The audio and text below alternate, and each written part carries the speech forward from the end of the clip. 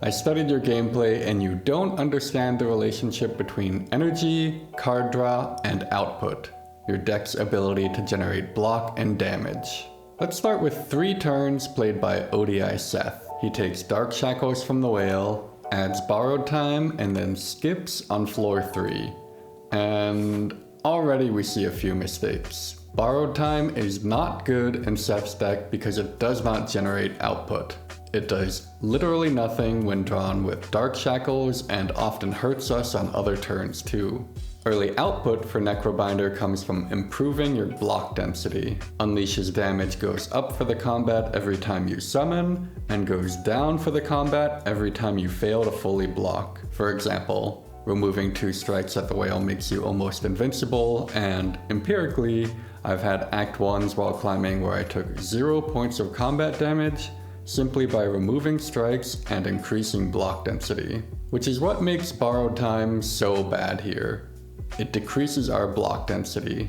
No amount of energy can make this hand block. And you can see the results for Seth. He skips 2 defensive cards and is heading towards an early death before he gets bailed out by Domain and a random upgrade. And even Seth seems to realize the mistake. After skipping floor 3 Negative Pulse, he buys and drafts another at the end of the act. Back to Borrowed Time. I think the fundamental problem is that many players view cards like Wisp and Borrowed Time as free output. You get 3 energy per turn, and now you have 4. Energy is the resource printed on the screen, yes, but it's not the only one. Losing players routinely ignore another resource system, card draw. Borrowed Time costs you 1 card draw. Wisp costs you 1 card draw.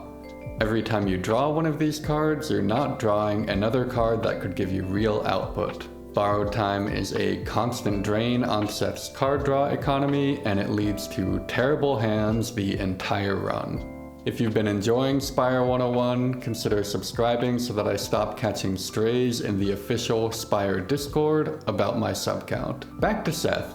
Eventually, he starts to have a real deck. He can put Domain into play with the help of Apparitions, has no escape for scaling damage, and transfigures to give replay to any of the above core pieces. He has a game plan, but he just keeps adding cards and energy. We're at an energy surplus and he's adding Wisp. And I'm sorry Seth, I gotta show it. This is the funniest Wisp of all time. Why? What happened with Doormaker? Why remove Doormaker? We get a lot of complaints about Doormaker. A lot of people would go, oh, these other 2 powers that he has, who cares about those? Those don't do anything, but this one's total bullshit. A lot of it was, if I watched somebody play, I could see like 10 little micro mistakes they made in the fight, but how, they're not taking those lessons because they're not even noticing those mistakes necessarily. And all these plays stem from not viewing card draw as a resource. Every card we add to the deck makes it less likely we draw Transfigure with Apparition, and don't get me started on this Lantern purchase when Dolly's Mirror was right there. Systematically, losing players overvalue energy and undervalue card draw, but neither of these exist on their own. Card draw creates an energy bottleneck. Your hand is full of cards, but you don't have the energy to turn it into output. And energy generation doesn't do anything if you don't have cards to spend it on. But is it just a chicken or the egg situation? Well, no. Almost every floor will impact your deck's demand for energy and card draw. 0-cost cards increase the value of card draw, and expensive cards increase the value of energy generation.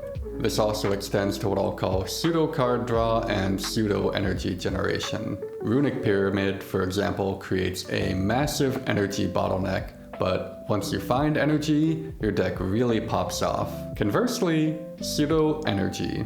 Take this run from Whoopina. He has pseudo energy in the form of Master Planner, but Master Planner only gives you value once you've cycled through your deck.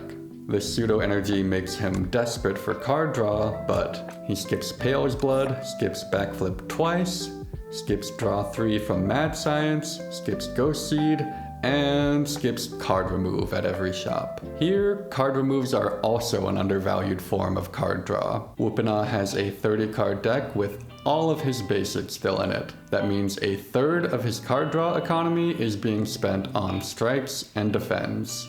All these extra junk cards make it harder to find the cards you actually do want to play, harder to cycle for Master Planner, and harder to set up combos like pairing Sly cards with discard.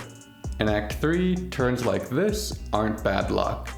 They're a cry for help from your deck. You've neglected card draw for 50 floors and now you're paying the price. Your deck is an engine and it's your job to listen to these weird sounds. Here's an example from one of my runs. And we kill everything, cat. My Ironclad had a huge energy surplus in Act 2, so I stopped taking basically anything that wasn't card draw. But once I got card draw from the Act 3 Ancient, my output skyrocketed and I face rolled the rest of the run. Listen to your deck and it'll tell you what it needs. Claw.